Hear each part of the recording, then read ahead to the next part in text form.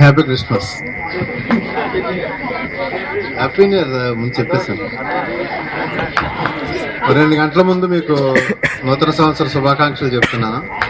కాకపోతే ఏంటంటే ఇది వరకు అయితే మీ అందరికీ కాస్త ఏదైనా అవసరం వస్తే ఉపయోగపడేవాడిని. ఇవాళ మాత్రం నేను అన్ని వదిలేసుకుని ఇంటికాడ కూర్చున్నాను. కానీ అన్ని వదిలేసినా మేము వదలవండి మిమ్మల్ని. బలవంతంగా ఇవాళ మళ్ళీ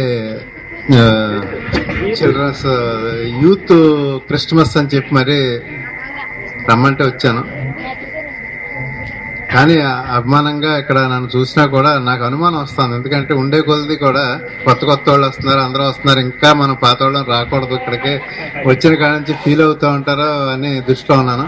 నాకు మాత్రం అనుబంధం ఎప్పుడు ఉంటుంది, నన్ను కేకేసినా కాకపోయేమో నాకు అభిమానం ఉంటుంది.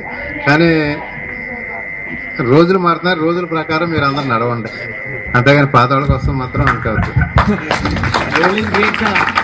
తప్పకుండా ఈ శుభాకాంక్షలు మాటలు మాకు ఎంత అవసరం. శనముద్ర గారికి నమస్తే. కానీ ఎప్పుడు కూడా